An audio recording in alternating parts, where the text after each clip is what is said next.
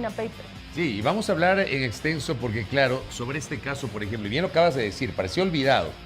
Esto, y por eso la invitación a Cristian Zurita, que ya se conecta con nosotros, fue develado por el portal Periodismo de Investigación el 19 de febrero del 2019, hace 4 años.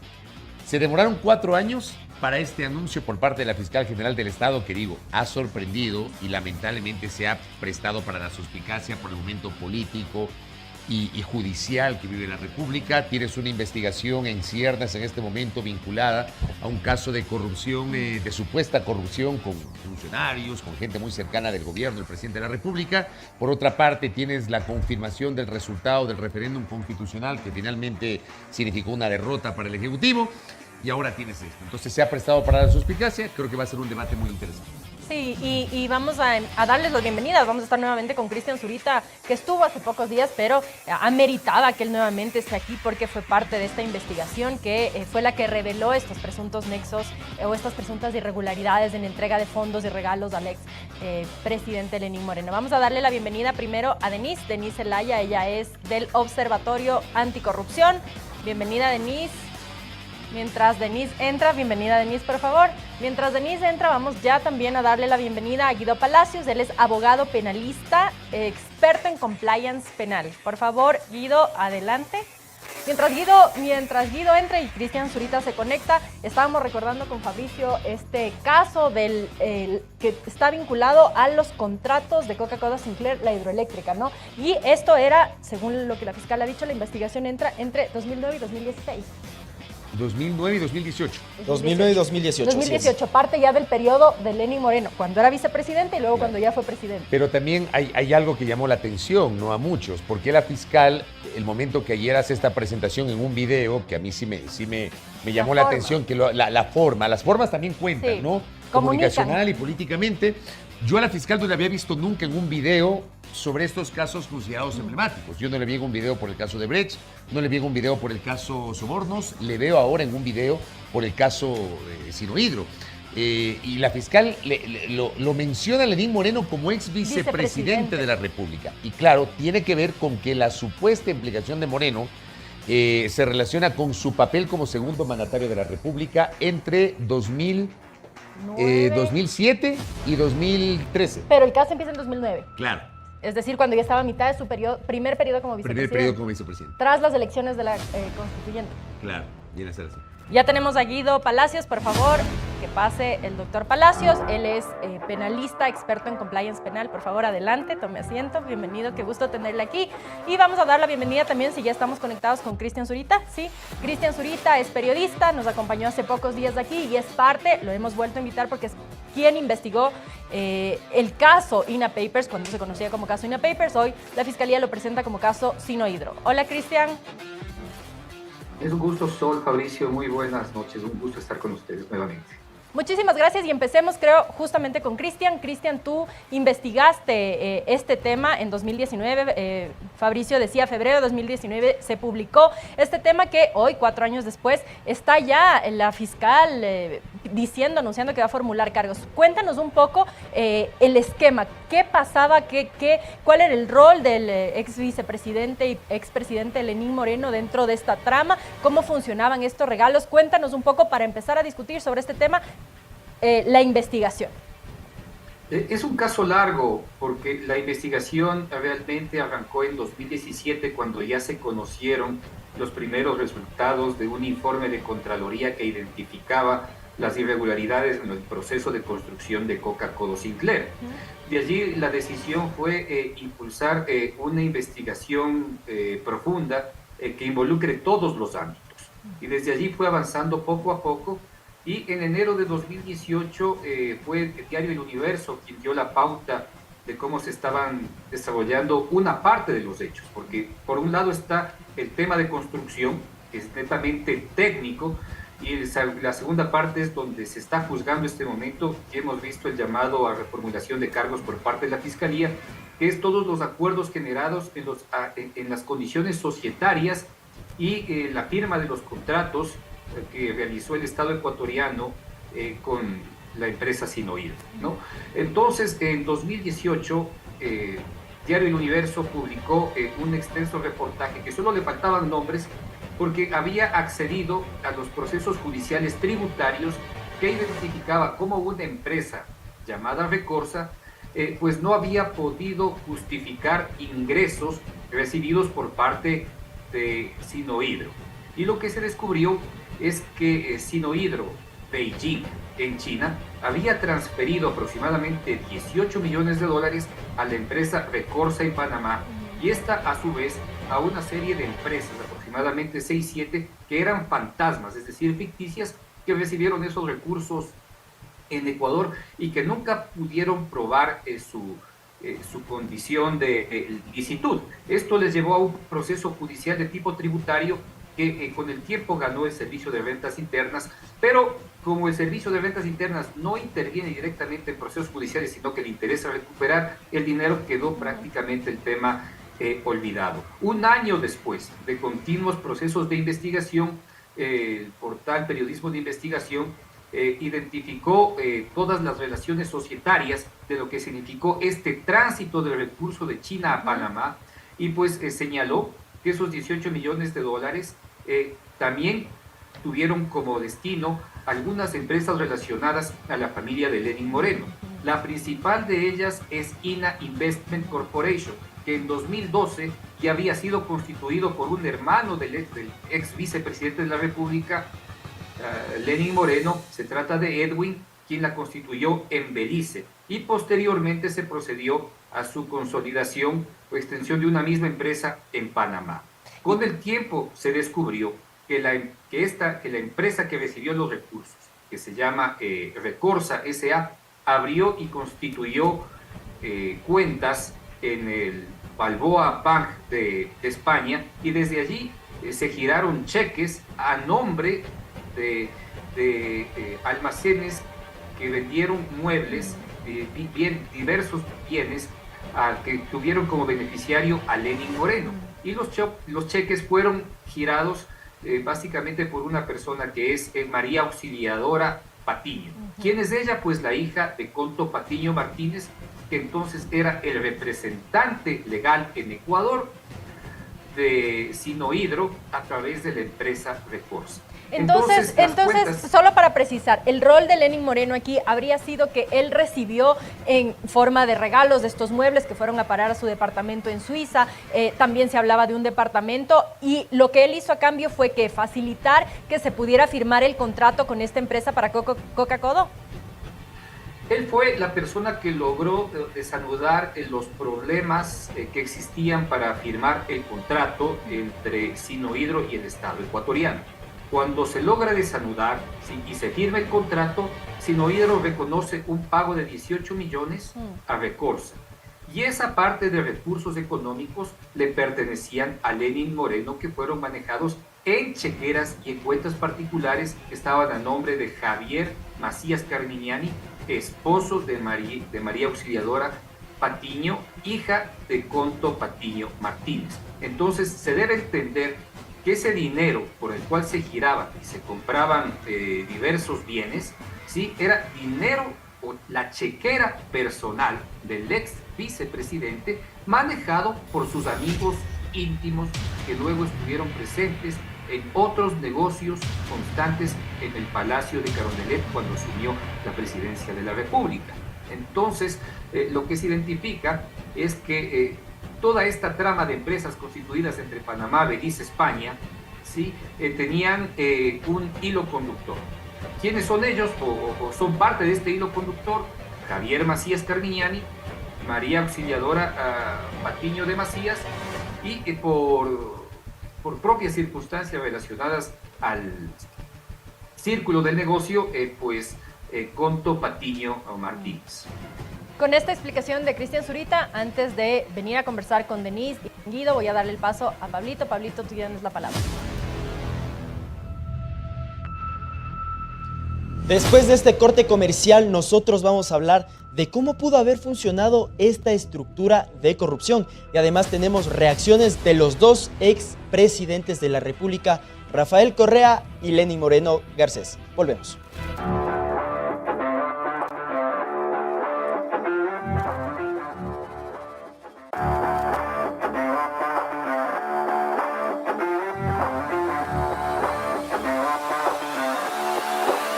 Lenín Moreno, que también se desempeñó como vicepresidente durante el gobierno de Rafael Correa, indicó que no tuvo ninguna responsabilidad en la contratación de la obra más emblemática de la Revolución Ciudadana, dice él. Además, él dijo que el proyecto Coca-Cola Sinclair estuvo a cargo de las autoridades competentes de ese entonces. Mientras, yo ejercía mis funciones como vicepresidente y con la única competencia de llevar adelante el programa Manuela Espejo.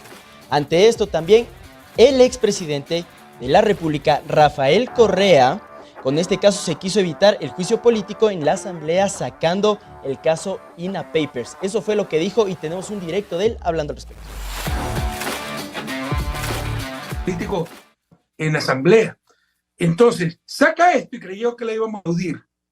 Y como le hemos dicho, usted es una sinvergüenza porque oculta estos 5 años, ya nos mandó a que entonces va a confrontar de nuevo, va a seguir persiguiéndonos. Y no te extrañe que declare inocente a Moreno. Entonces, por eso hay que estar muy atentos, porque tenemos de fiscal una delincuente mala, cruel e inepta, de la fórmula perfecta para el desastre.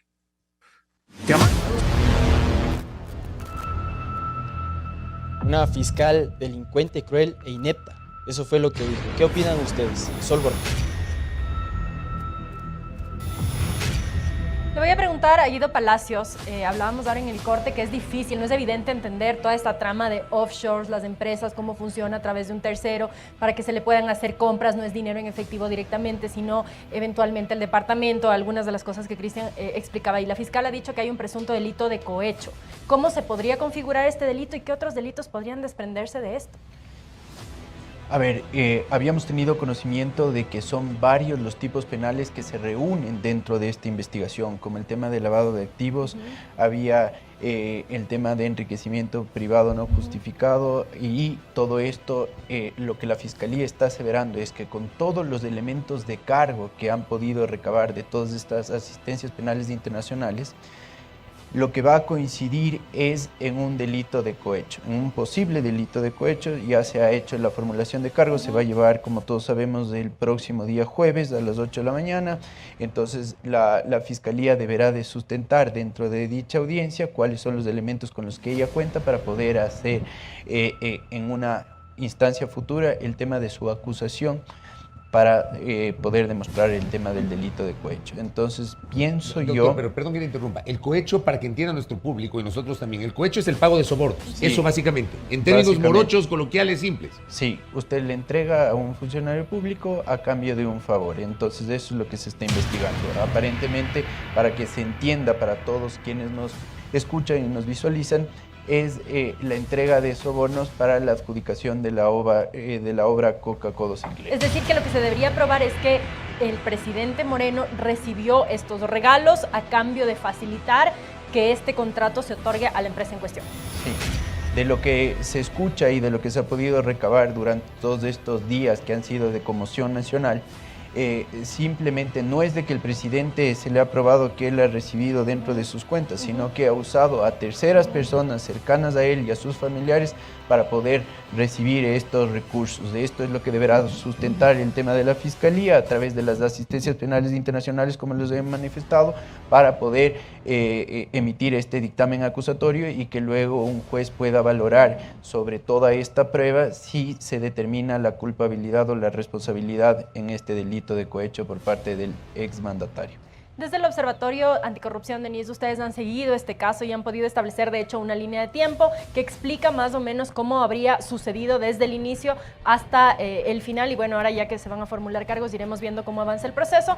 Pero, ¿qué pudieron ustedes establecer? ¿Cómo pudieron explicar en esta línea de tiempo de lo que Cristian decía y con la observación ya desde la sociedad civil? La línea de tiempo, María Sol, Fabricio, se basa más que todo en los reportes periodísticos que se han dado a lo largo de estos años. Y aquí es importante resaltar que nuevamente en este caso, como en otros en Ecuador, la prensa es clave. La prensa fue quien saca este caso a la luz pública, así como lo hizo con el caso Sobornos, como lo hizo con el caso Arroz Moreno, y como lo hizo Arroz... No, es que son dos. El arroz moreno, claro. Lo que pasa es que el arroz moreno se publicó supuestamente iba a haber una investigación y Pero no se sabe qué pasó. ha quedado sin investigar. Nadie se acuerda. Es el financiamiento de la campaña de la consulta popular. Sí. Es correcto, es el financiamiento de la campaña De la Lenin. consulta. De la Lenin consulta Glass. con dineros de las Sí. empresas públicas. En todo caso, este caso sí, también sale a la luz pública por los medios de comunicación, pero todavía falta investigar por parte de la Fiscalía. Y también el reciente caso, ¿no?, que tenemos de El Gran Padrino, que también sale a la luz por el periodismo de investigación. El primer reportaje que habla de lo de INA Papers es en 2018, en realidad noviembre de 2018, La Fuente y también Plan B publican este reportaje y luego La Fuente saca un nuevo reportaje en febrero de 2019, ya con más elementos que dan pie a una investigación de la Fiscalía que inicia meses después. Antes de ir contigo, Fabricio, voy a regresar con Cristian. Y Cristian, tú que investigaste este tema, ¿cuál es el rol de estas empresas offshore para montar estas tramas de corrupción? Porque como hablábamos hace un momento, no es evidente, no es el soborno quizá más obvio que se entrega el dinero, el otro lo utiliza ya, sino que se arma toda una estructura de empresas offshore que tienen un rol fundamental. ¿Cuál es el rol dentro de la investigación que ustedes hicieron? ¿Cómo pudieron ver que este rol de las empresas es clave en estos procesos de poca transparencia? A partir de 2012, la familia de Lenin Moreno constituyó 10 empresas entre Panamá y Belice y otras extensiones en España. El objetivo era claro, recibir los recursos económicos que Recorsa había logrado capitalizar en su empresa a través de sus cuentas bancarias en Panamá. Y pues de allí realizar diversos gastos relacionados a la propia vida y nivel de gastos y de vida que tenía la pareja Moreno Garcés, ¿no es cierto? Y bajo esas condiciones, disfrutar del dinero. Toda esta trama de empresas fue constituida, o se constituyeron, para manejar el dinero que recibieron de Destino Hidro. Y obviamente también se podrá identificar a futuro, porque yo creo que la Fiscalía debe tener la información de cómo pudieron recibir recursos económicos de otro tipo de vertientes de negocios. Eso ya nos tendrá que contar en la medida en que podamos conocer el caso y pues la teoría del caso que nos presente la Fiscalía General del Estado. Fabricio, Denise decía, y con lo que explica Cristian, se ve nuevamente que el rol del periodismo es fundamental en estos momentos, ¿no? Como poder evidenciar esto y tratar de explicar los vínculos de las empresas, que no es del soborno que te entrego, te doy, te gastas, porque muchas veces uno se pregunta cómo, si es que robas, si es que sacas, cómo gastas ese dinero sin que se evidencie. Y quizá esta es una de las formas de hacerlo, ¿no? A través de regalos, a través de compras que van por un camino un poco torcido y es difícil seguir. Claro, pero además, hablando del rol del periodismo, que bien se ha citado acá, yo quiero hacer una referencia que tal vez seguramente no será compartida por Cristian, porque Cristian en su momento, esta mañana lo entrevisté en la radio también, y en ocasiones anteriores que hablamos sobre varios temas, él decía que era imposible que la Fiscalía pueda procesar todos los casos a la vez, por un tema de tiempos, de factor humano, un montón de cosas. Pero, por ejemplo, yo quiero recordar que esta nota del caso INA Papers fue publicada con el título de el círculo offshore o las empresas offshore, el laberinto offshore del círculo presidencial, así se llamaba, en el reportaje del 19 de febrero del 2019. Fue el primero. Pocos días después aparece el reportaje de Receta de Arroz Verde, que desemboca en el caso Sobornos.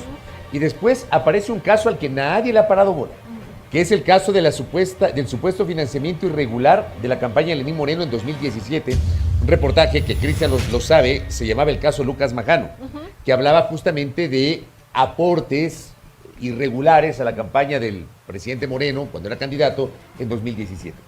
3 publicaciones generadas por el mismo portal, de las cuales solamente una fue tomada en cuenta por la Fiscalía General del Estado. Y esa es tal vez mi principal reparo. Porque para el caso Sobornos, y no voy a hablar de la sentencia, yo he sido muy crítico de la manera como se manejó el caso Sobornos. O sea, no voy a decir y no me corresponde a mí decir si fulanos, sultanos son culpables o inocentes, porque para eso están las cortes y uno no es ni juez ni fiscal. Pero hubo una rapidez para el caso Sobornos que no le encontraste para el caso INA Papers. O sea, para el caso Sobornos se demoraron meses. Para INA Papers se demoraron 4 años para recién la fiscal pedir la fecha y hora para la formulación de cargos. Y del caso Lucas Majano nadie se acuerda. Entonces, Son cosas que están allí, que efectivamente el periodismo de investigación los ha develado, pero que no han tenido el mismo seguimiento por parte de la autoridad judicial. Claro, ahí ya le corresponde un poco a la autoridad responder. Claro, ¿no? porque el periodismo pone hace- ahí, no, el periodismo pone ahí, expone ahí, pero es la autoridad la que tiene la posibilidad de tomar en cuenta esas investigaciones e investigar. Mi pregunta es, ¿por qué solamente uno y no todos los casos? De Denise, acuerdo. ¿hay cálculos en el timing? De acuerdo aquí con Fabricio, que la Fiscalía debe atender los casos sin selectividad, pero sí, vemos que en junio de 2021 en una entrevista la fiscal nos decía que ya estaba el caso INA Papers prácticamente listo. Que el país en pocos días Sí, iba a tener sorpresas, me acuerdo. exactamente, que la ciudadanía en Entrevista pocos con días Milton Pérez fue. iba a tener la información sobre el caso y desde esa entrevista han pasado casi 2 años. Ronnie Guido. Aliaga también juega aquí un papel fundamental. Que fue el denunciante Él ya formal, quien ¿no? Denunció formalmente y la cual comenzó esta investigación en Fiscalía. Y capaz que para ir un poquito más sintonizando cuáles eran los mecanismos, no solamente son las de entregas de sobornos o de regalos o gratificaciones hacia un funcionario público. A ver, aquí juega un papel trascendental estas cabezas maquiavélicas de lo mal, llamémoslo así, y es estos famosos contratos de participación. Entonces, a través de este instrumento legal que se utilizaba como un mecanismo para los pagos, cobraban estos fees de referencia, que era el 4% de las regalías sobre la ¿Quién celebración de los ¿El lobista contratos. o quién? El lobista, la persona que estaba fungiendo como intermediario que te daba este contrato de participación. Y en este caso, ¿hay un problema con la figura de contrato de participación? No, absolutamente, sino que está mal encaminada. Es como ahora existe, conversábamos con Denise antes de ingresar aquí al set, existe el tema del compliance penal, una herramienta de prevención al delito, es decir, las compañías que quieren coger y actuar de manera transparente pueden celebrar a través de una institución que esté certificada, calificada, estos programas de cumplimiento y evitar que se cometan delitos al interior de sus empresas. Pero de momento se puede abusar de la figura. No, absolutamente, porque justamente están regulados por estándares internacionales. La certificación y la validez procesal se discutirá en los momentos procesales oportunos. O sea, la Fiscalía tendrá que valorar esos programas de cumplimiento, los jueces tendrán que valorar estos programas de cumplimiento. Entonces, si nosotros estamos hablando de manera transparente, sería ilógico comenzar a meter ciertas figuras para poder tratar de ensombrecer o ocultar los fondos o las actividades que se realizan a nivel empresarial y particular, porque recordemos, no hay empresa si no hay particulares detrás de ellas. Es una doble cara de la misma Claro, moneda, ¿no? así es. Vamos a ir ahora con Pablo, regresamos enseguida para continuar esta interesante conversación.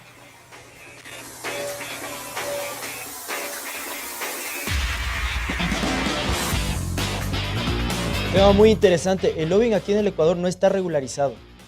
Ahora, después de este corte comercial, nosotros vamos a hablar. Los 37 vinculados, ¿son todos los que deben estar? ¿Falta gente? ¿Está de más? Esto vamos a discutir.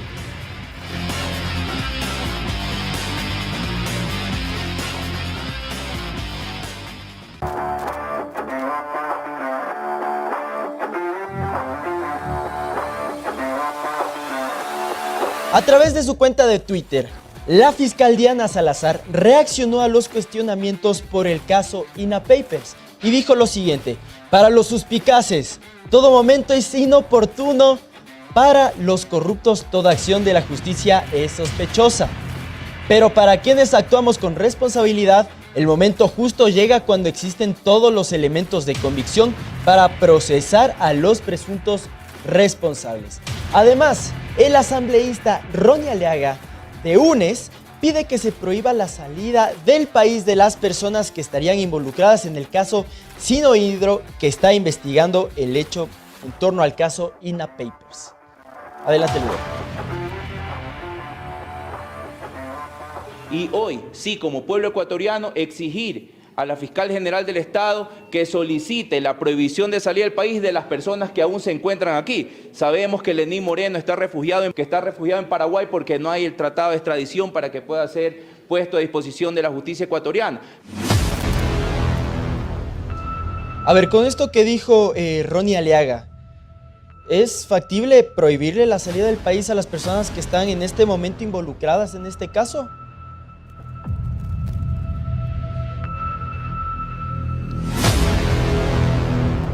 Vamos a empezar entonces con Guido. La pregunta que hacía Pablo, ¿se puede prohibir la salida a las personas involucradas sin que haya formulación de cargos todavía? No, bajo ningún concepto. Mientras un juez no haga esta formulación de cargos y acoge el petitorio de fiscalía, no hay manera alguna de que exista una prohibición de salida del país. Medidas ni de carácter personal ni de carácter real. Es decir, tendremos que esperar hasta la formulación de cargos la próxima semana y ahí ver qué pide la fiscalía. Así es.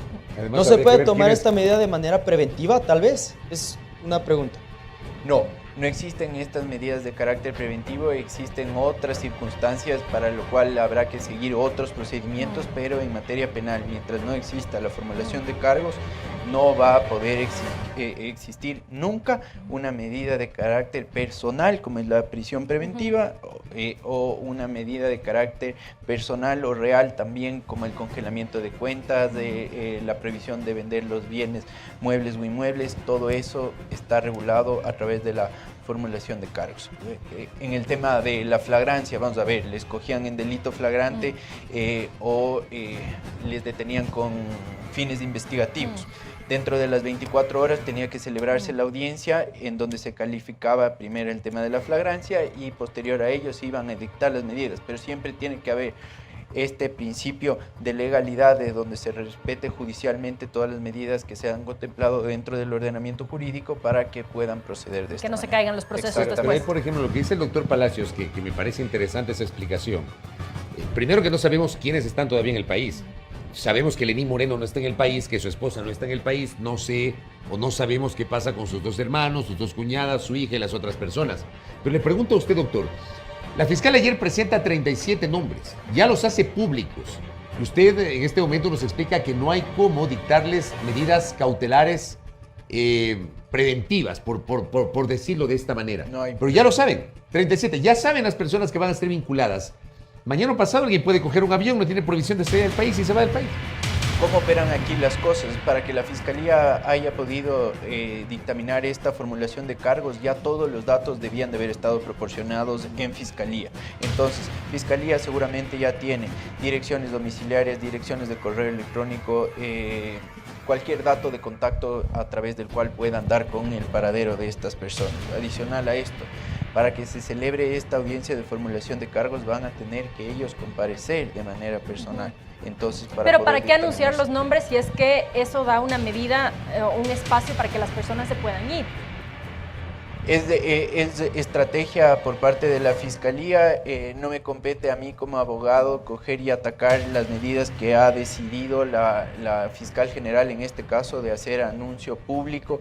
Este caso a nosotros también nos ha llamado la atención, dígase, dicho sea de paso, nosotros abogados que estamos en el medio, no es una práctica común, pero sin embargo ella ha creído que tiene los elementos suficientes y como yo siempre he manifestado, ahora funciona una carga inversa de tiempo para los abogados quienes tienen que contrarrestar todas las pruebas que tiene Fiscalía en estos 90 días que probablemente durará esta instrucción. Si no existen reformas de este tiempo a través de las medidas contempladas en el artículo 592 y 593, dicho sea una reformulación de cargos por otro tipo penal o la vinculación de nuevos sujetos o actores. Con esto gana tiempo Fiscalía para que pueda ampliarse el tema de esta instrucción fiscal. Yo voy a ir contigo, Cristian, sobre los 37 nombres. Se sabe que está el expresidente Moreno, su esposa, su hija Irina, 2 de sus hermanos, 2 cuñadas. Está también Eduardo Carminiani, el abogado de Danilo Carrera, si no estoy mal, en el tema del Gran Padrino y la denuncia que está poniendo contra la posta.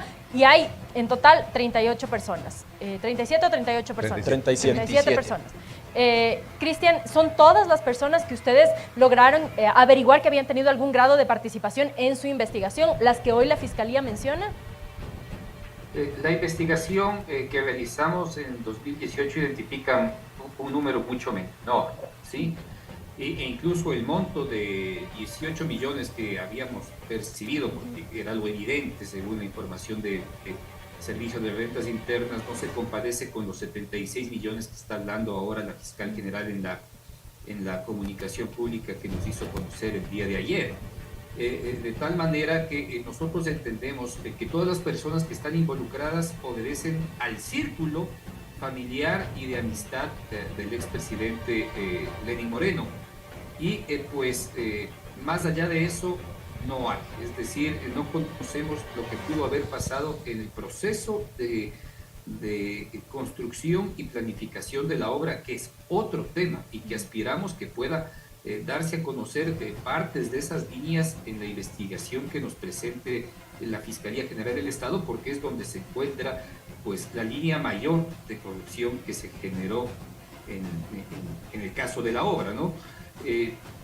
Diría que pues hay sorpresas y la Fiscalía tiene que darnos a conocer, y creo que pasa por la cantidad de acuerdos de cooperación penal que logró obtener en el transcurso de estos años para constituir su teoría del caso. Recordemos que hubo muchos inconvenientes en un principio, y recuerdo que fue una de las principales causas para haber demorado el caso, luego ya no, pero en un principio se identificaba que Suiza, por ejemplo, no entregaba la información real que solicitaba la Fiscalía General del Estado y hubo que hacer recurrentes pedidos de información.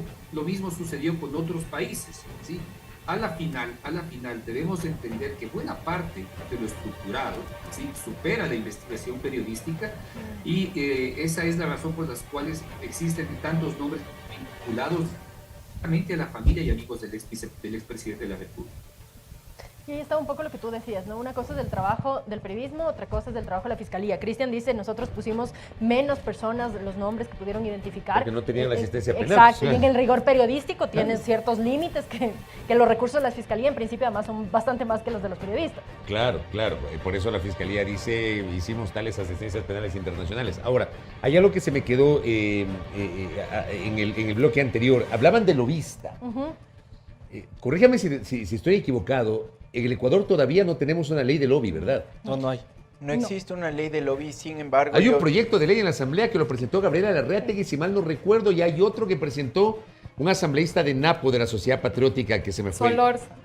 Exacto, que fue el segundo vicepresidente de la Asamblea. Correcto. ¿Qué pasó con ese proyecto? Fue archivado, el proyecto fue archivado, la comisión... ¿El de la asambleísta César Solorza no fue archivado? Sí, fue, ese proyecto se juntó con el de la asambleísta, Gabriela, y luego fue archivado por la Asamblea luego de que la comisión, presidida por el asambleísta Ferdinand Álvarez, recomendó su archivo. La Comisión de Participación Ciudadana. Es la comisión, creo que sí, me ¿Y parece. por qué recomendaron el archivo de ese proyecto? Recomendó su archivo, fue un proceso bastante extraño desde Fundación Ciudadanía y Desarrollo, incluso hicimos público que el asambleísta Ferdinand Álvarez tiene en realidad una empresa cuya finalidad, según la Superintendencia de Compañías, es actividades de lobby. Y hubo un impasse también con Marcelo Espinel del Observatorio Legislativo, a propósito precisamente, si es que no estoy mal, de este tema de la regulación del lobby, que había algún cuestionamiento y el asambleísta no estaba muy de acuerdo con que se trabaje este tema, y pues terminó en el archivo. Terminó en el archivo el proyecto. Ahora la Contraloría, junto con un grupo de asambleístas, ha presentado un proyecto de conflictos de interés, pero es mucho más limitado. Únicamente busca transparentar declaraciones de conflictos de intereses de los altos funcionarios, pero no va más allá. ¿Y por qué en transparencia es fundamental que se considere qué debería estar dentro de una legislación? Y ahora vamos a ir con usted, primero Denise y luego Guido, sobre por qué es importante que haya esta transparencia y qué debería establecerse en una legislación para regular el lobby. Cuando vemos el tema del lobby hay que verlo de una forma más amplia que el tema penal, sino cómo la ciudadanía puede acceder a saber cómo se toman las decisiones públicas, con quién se reúnen las autoridades, cuándo, por qué y cómo. Eso es también una parte de regular el lobby. Aquí vemos si Conto Patiño fue lobista de la empresa Sinohidro, pero también vemos temas como el embajador de China, ex embajador. Bueno, sí, el ex embajador de China, que luego pasa a ser representante legal de Sinohidro. Y ahí vemos muchos temas de puertas giratorias y conflictos de intereses, que cómo se manejan en cada país y cómo pueden estas ir aportando a crear un ecosistema anticorrupción. Guido, Ahora, el tema, perdón, solo una cosa. El tema es que con los chinos, digamos, por la lógica de su gobierno, Política pública tienen que claro, contratar directamente exacto, con sus bancos. por y el régimen todo que ellos se tienen. terceriza hacia un... Y ahí, o sea, no hablamos de que Fabricio, Sinohydro es una empresa privada, hablamos de que pertenece al Estado chino. de acuerdo, pero también entonces ahí tenemos que abordar el tema de capitales corrosivos, ¿no? Que son esos capitales que estos países que tienen prácticas autoritarias empiezan a invertir en países que Con tienen regulaciones democracias más endebles, débiles. además. Correcto, que son con poca transparencia, que tienen poca rendición de cuentas y van debilitando la competencia dentro de los países. Sí, porque me acuerdo que hice un par de reportajes sobre China y las relaciones con Ecuador, y una experta en temas de China me decía que no necesariamente el gobierno chino se comporta igual con el gobierno ecuatoriano que con el gobierno canadiense. ¿Por qué? Porque las regulaciones no son las mismas en Ecuador que en Canadá, hablando, por ejemplo, de temas mineros, petroleros. Entonces decía, también depende de cuán fuertes y cuán aplicables son en los países, y ahí voy a preguntarle a Guido en este sentido de por qué es necesario que haya una regulación más amplia del lobby. Claro. A ver, ¿qué es lo que pasa y cómo yo veo? Tiene que comenzar un ejercicio estructurado y articulado de todas las instituciones de los estados. Las unidades de inteligencia financiera son claves en estos temas. ¿Por qué? Porque poder determinar la trazabilidad de los dineros, pero si los estados no pueden llegar a suscribir estos convenios entre las distintas unidades de inteligencia financiera de China con la de Ecuador, pues todos estos capitales que constan en alguno de los dos territorios muy difícilmente van a poder ser trazables. Es por eso que el Ecuador, y yo, si bien es cierto, no está promulgado ni está en debate tras del archivo la ley del lobby, sí ha habido un avance, yo creo, en materia penal que no ha sido socializada, que ha sido excesiva a mi criterio, es del artículo 325.1 del Código Orgánico Integral Penal.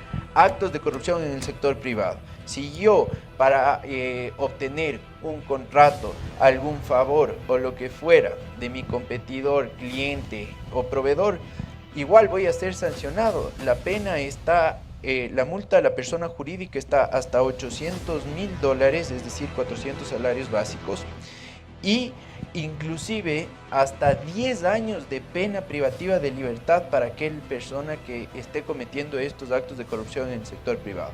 Entonces, ¿Qué son si cuáles? bien es cierto, ¿Qué son cuáles? si bien Perdón. es cierto, a ver, el tipo penal es tan extenso porque los sujetos activos o pasivos de este tipo penal son varios, o sea, pueden ir desde socios, accionistas, abogados, auditores, cualquier persona que ejerza un cargo de poder dentro de esa institución puede cometer el delito de corrupción privada, porque va a ser él quien va a decidir el día de mañana a quién adjudica un contrato o no.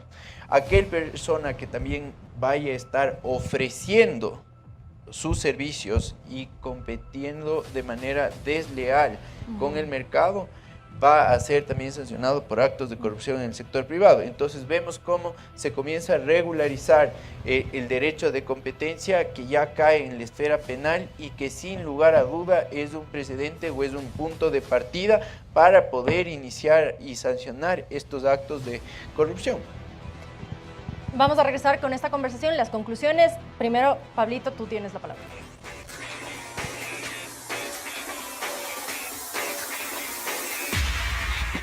Así es, señor, muchísimas gracias. Vamos a entrar con las conclusiones en el siguiente bloque, pero antes de entrar con el corte comercial, les quiero contar que en los Estados Unidos, en la misma página de la Casa de los Representantes, House of Representatives, hay una guía para el lobbying, hay una guía para los lobistas, hay una guía que te explica incluso qué es lo que puede hacer un lobista y qué es lo que no puede hacer un lobista y cuáles son los procesos que se debe seguir.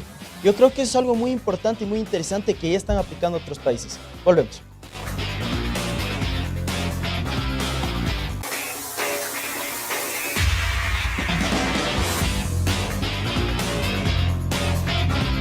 Voy a empezar con Cristian. Cristian, después de todo esto que hemos conversado, el tema del lobby, el tema de las offshore, el tema de la necesidad de regular, de ampliar esta regulación y también el tema del el papel del periodismo para revelar estos casos. ¿Cuál es tu conclusión?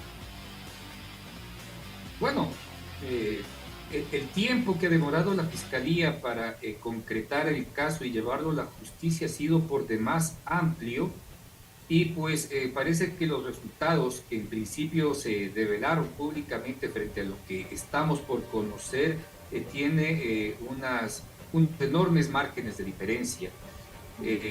Marca la necesidad de que necesitamos construir espacios de mayor transparencia con respecto a este tipo de contratos que todavía no los hemos terminado por entender ni conocer por completo. Recordemos que dentro de este ámbito que la Fiscalía nos está presentando, que se llama ahora el caso Sinohydro, es parte de un proceso de endeudamiento de 18.000 millones de dólares que el Estado inició para generar y constituir una serie de obras que pues hoy en día muchas de ellas han sido puestas en el ojo crítico, de tal manera que deben existir o constituirse, ¿sí?, en la medida en que podamos sustentar o apalancar mayores condiciones democráticas,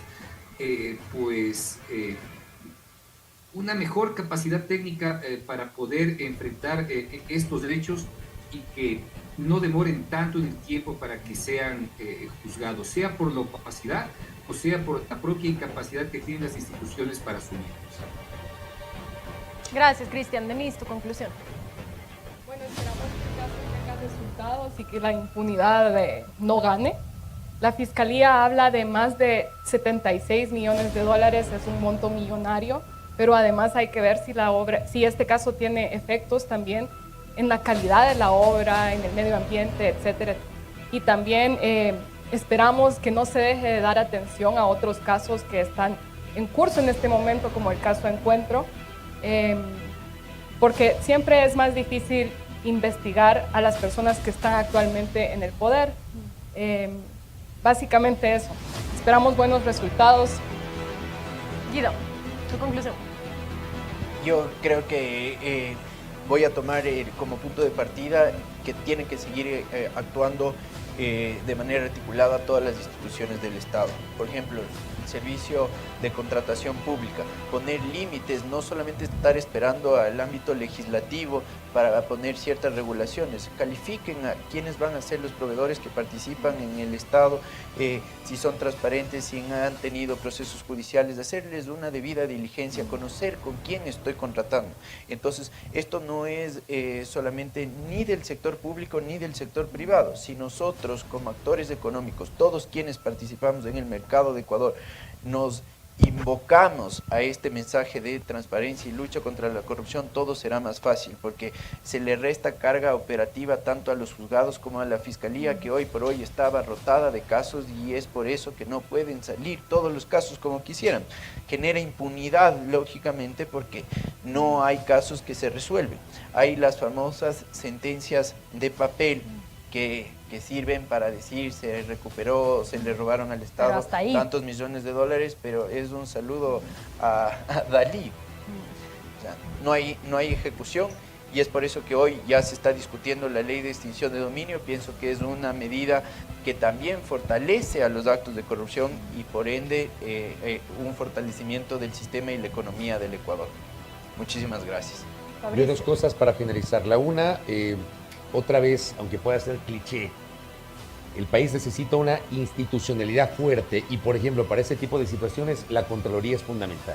Perdónenme, pero la Contraloría es una pieza angular de la lucha contra la corrupción y resulta que es ahora mismo, probablemente, con todo respeto para los funcionarios de carrera de la Contraloría, pero termina siendo una de las instituciones más desprestigiadas, lamentablemente, por la manera como se ha manejado esta institución en los últimos años, por el hecho de que luego de lo que pasó en 2017 con el Contralor Carlos Polit, el Consejo de Participación Ciudadana y Control Social de Transición pudo haberlo hecho y no llevó adelante un concurso para designar un nuevo Contralor a través de un concurso transparente, realmente creíble, etcétera. Hay que fortalecer la Contraloría de alguna manera, creo que eso es fundamental. Y lo otro, la Fiscalía, ¿no? La Fiscalía necesita recursos, necesita personal, que permita potencializar sus capacidades. Yo creo que eso es fundamental como para cerrar el espacio del día de hoy. Sí, me parece importante también esta consideración sobre la necesidad de que haya un marco legal más sólido en cuanto al lobby, ¿no? Necesario por lo que hemos conversado. Vamos a ir con Pablo antes de despedirnos, ¿no?